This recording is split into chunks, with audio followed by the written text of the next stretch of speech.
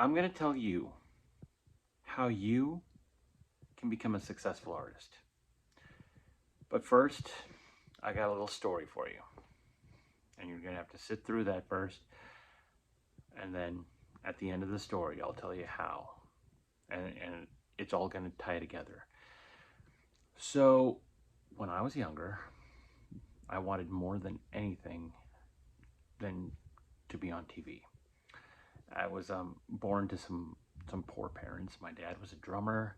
My mom was worked in nursing homes, and we lived in trailer park after trailer park. We moved from place to place, and even though I didn't have a lot of stuff, I did have these toys, and I remember when I was in the trailer park, I just wanted to have stuff so I could let kids come over and play with them. I got stuff for other people to play with, so they could come over and play with these things. In the trailer park, I ended up having more things than other kids, but that's beside the point. I got all this stuff, these materialistic things, but I still had a desire to be on the TV. I remember being in Colorado, watching TV on my dad's makeshift entertainment center that he would made out of 2x4s, and I'd watch Kids Incorporated or Mickey Mouse Club, and I always wanted to be there. I remember it saying filmed at Disney World in front of a live studio audience, all that kind of stuff, and I was like, I want to be there in Disney. I want to be on TV, and um, I was just this poor kid in Colorado, but I still had these crazy big aspirations. Well, we ended up going to Colorado, moving to Colorado, and from being completely poor, we ended up having my mom got a really good nursing job, and we got a really big house. Had a basement, it had upstairs, it was big.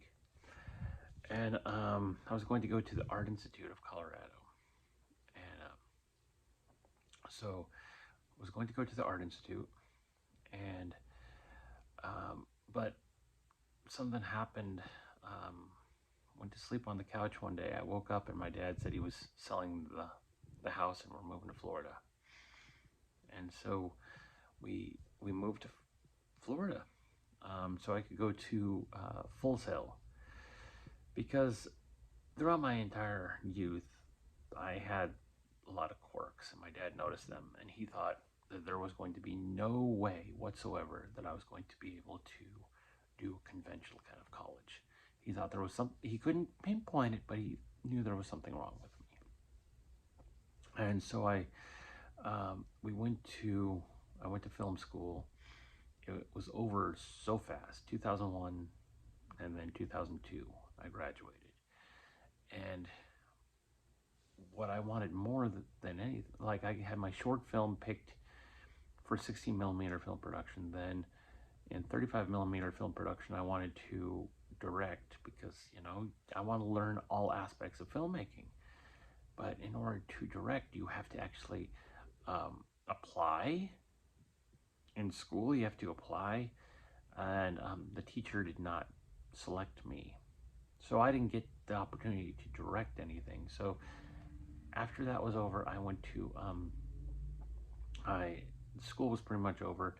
Um, you know, they had major parties. It's funny because even though I didn't see the film instructors doing a lot of film work, I did see them do a lot of partying at the at a lot of the parties, at the film festival parties all the time. Um, yeah, I worked at the Florida Film Festival, and so after I graduated, I was looking for work, and all my work was unpaid. One of the jobs, like I was mentioning, was the Florida Film Festival, unpaid. Got to see all the movies, and there were a lot of parties. Parties sponsored by Full Sail, and got to see all these instructors just completely getting nice and toasty. But yeah, I was looking for real work, and so I went to Full Sail afterwards, and I asked them for work, and they just handed me a sheet of websites, and they said looking for a job is a full-time job. This is coming from a company that was supposedly 100% placement. What I found out later, it's 100% placement within the school. So I felt really discouraged. My little success dream was starting to fade. Some of my free work was I was an intern, so I volunteered at the Florida Film Festival for several years in a row. I was an intern at the Crystal Reel Awards. Got to meet Burt Reynolds. Um, and then yeah, small small films that were deferred payment, which means nobody got paid until the film got finished and paid. Small print means nobody got paid. Um, so I did that for a while, and eventually my dad said, you're going to have to get a real job because you have a real student loan that you're going to have to really get rid of. So I ended up working at Disney, working at Universal, and at that point you're still feeling discouraged. And I met some people at I think I met them. I filled in an ad. That's where I met a lot of production people, and we made a little film team. And I named the group, our little production company. I named us Indie Red, which is a great name for us because the guy who founded it, before you know it, he was Indie Red because he was in so much debt. He was spending as if he had an actual production company. He was racking up credit cards left and right, and he was Indie Red. Um, so there was that. Um, but I was still feeling incredibly discouraged.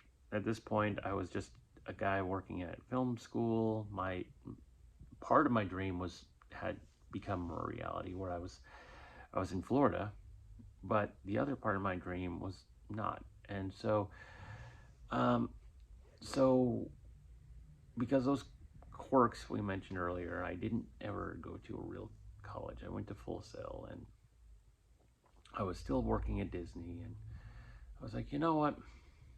I'm going to try to do something else. So what I did was I wanted to try to create my own opportunities because there were no opportunities really for me.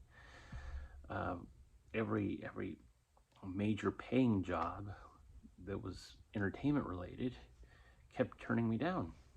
So I decided, you know what? I'm going to start doing events, which was very unexpected. But I did this one thing called Mad Tea Party with my at the time girlfriend, and it was insane. The whole thing was insane. It was like a giant variety show, and I've never done anything like that before. But it was. I think I saw somebody do an event like a similar event, and I thought, well, if he can do this, I can definitely do it. And it was a big thing. It was a really big thing, and well, it was a big thing, like a big thing of not a lot of people there, just a lot of stuff. Like we had musicians, we had um, variety games, we had like stuff. If it was, let me say, if it was a big thing, what I mean by that is it was a hot mess. But that was my first event. But it was so different and so avant-garde. Um, After that, I kept, I was like, if I can't get into the film industry, let me try to make these events. So I made a horror themed event. I made another Alice in Wonderland themed event. I'm still making movies on the side, but it wasn't until so I tried to make a new movie with my new upcoming with my new girlfriend after the previous one broke up, and the one that I did Mad Tea Party with. So I wanted to do a new event, and this new event was going to be so simple, so easy, and simple, and it was going to be video games and just chilling out and like a DJ and video games. That's it. Well, she said, "Why don't we call it I Heart Nerds?" And at the time, Orlando didn't have any kind of nerd event or nerd culture, really. Nerds were always considered to be the bad guys. So that was the first one. But then we met another DJ who said, "Well, why don't you add money to it? Um, I mean, charge money for it, charge." And I thought, well, I'm only charging money if people are going to get something out of it and turning it into an actual event. So we moved to a new venue, and by going to a new venue, it was much bigger. We had light up walls and everything, and I decided to bring in local artists, have multiple musicians, and we charged $5. And the money didn't just go to us; the money also went to the musicians. Um, the vendors didn't have to pay any fee because you typically have to pay a fee when you go to events. And eventually, we turned into a small grassroots event night. I created my own little opportunity from that, and so I did that, and they it turned into a thing for the most part. It kind of people started showing up and coming on a regular basis. Now the funny thing is, I don't drive, so I was having to try to promote these things while not driving. But at the same time too, while I was doing this, a nerd scene did start to emerge. And so while the nerd scene started to emerge, there were other competing events, and fewer people. As time progressed, fewer people were coming. It's true, and the attendance was just dropping down, and so I, I was having fewer opportunities. I couldn't get around. Fewer people were coming to see me. Yeah, this girlfriend that would come and help. She would drive 2 hours from Ocala and come all the way to Orlando to come visit me. And my friends in Orlando, they wouldn't come visit me very often. Which, you know, at that point, I was like, you know, and she's helping me with these event nights, and I was like, why not? I'm gonna get married to her. So I got married to her. I moved to Ocala, and everyone got so upset. They said, but these event nights and everything, and I got discouraged. Maybe because I moved so many times, I just wanted to kind of hide away from all of it. Um, but they thought, well, the event nights are going away because you're going away. No, the event nights were going away because people stopped showing up. And so I moved to Ocala. I went to college, and when I went to college, I finally got properly diagnosed with something called NVLD, which is nonverbal learning disorder, which is kind of close to Asperger's, or which nobody says Asperger's anymore, but closer to autism, highly functioning autism. And that's why, when I did these event nights, I just wanted to hide. I would put on the event, then I would hide. So after I did that, did my event nights. I mean, after I moved to Ocala, I started, I had the intention of trying to do some small things in Ocala. I did one called Rock the Arts, which was a fundraiser for the International Children's Art Foundation. And I had IQ there, which was an old friend of mine. He rapped there, and then Quartz Relic. So he was there too, along with my DJ friend, DJ Spank. So I think I did that there, and it had a moderate success there. And then I think I did a couple other smaller events in Ocala, but it just wasn't the same. So I decided to try to do a couple more in Orlando. I did. I think I did one more Nerd Night at McCurry, and then I did one more big one in recently. That's kind of like a reunion of sorts. It was like prom themed. But amidst all that, I went into doing freelance music videos, and and then prior to having my events, I also did like I had two movies shown locally. That two movies that I wrote that got produced by local production companies. One that was shown in a local movie theater, um, but it was not accepted to be shown. We paid for it to be shown. And when I did my nerd nights in Orlando, I had my own merch booth with all the movies and videos that I sold. Um, Now I'm trying to do more events digitally, and now I'm trying to do. Now I have a record label, and so going back to what I said earlier about how to become successful. Well, I'm going to give you a couple keys, a couple takeaways from my story. The first takeaway, number one takeaway, is create your own opportunities. If people tell you no, then it's your turn to create a yes. Now, don't push through, don't be mean, don't be pushy or anything, but create a yes in another way. So there were no places for me to showcase my art. So what I did was I literally created this event night that didn't just showcase my art, but showcased local art from other artists. The other thing too is I would bring in a projector, and while the music is playing, I would screen my movies with the music turned off. I do animation now, so it looks cool in the background.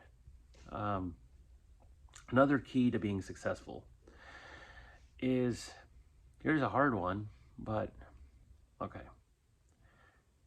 Make sure you have a day job.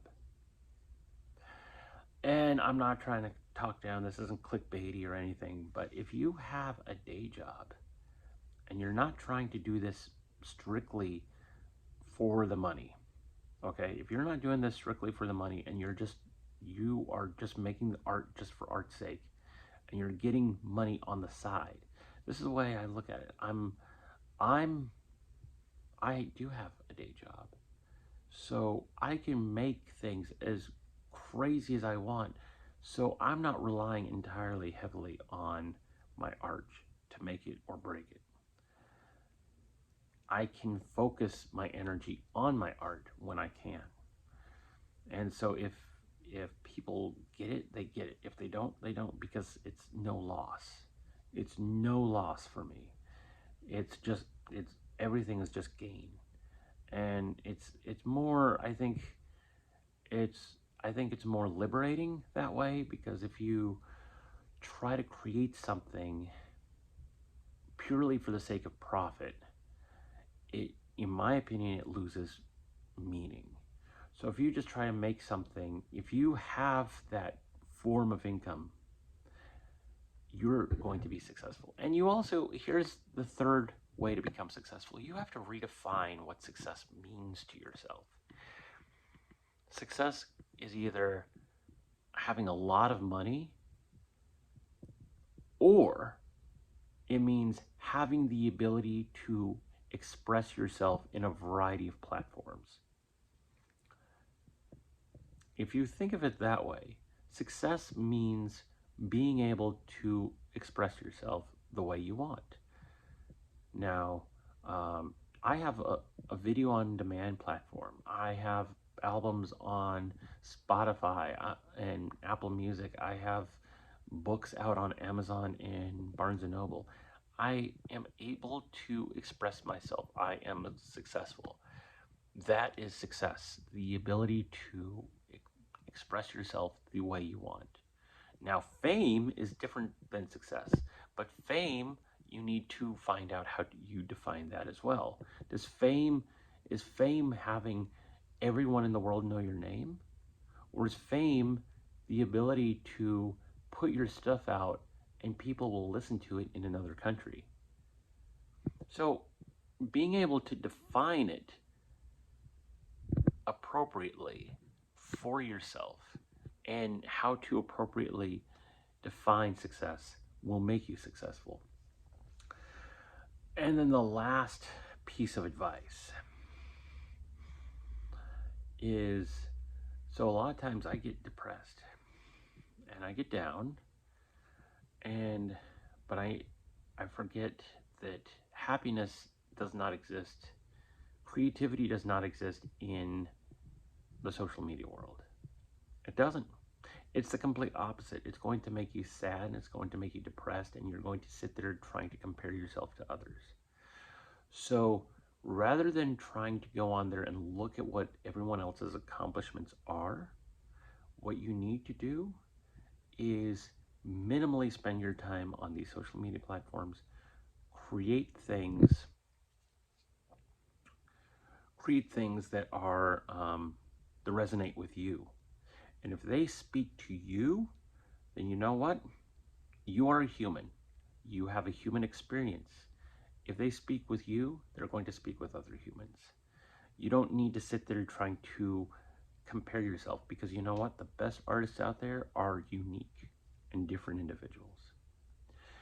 So every once in a while, I'm going to make two kinds of videos. I'm going to make the ones where I'm making stuff and put something weird out, a little bit of music, a little bit of animation.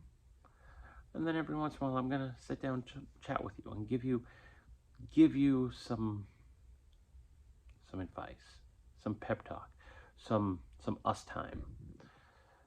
Because you know what? We need a little us time.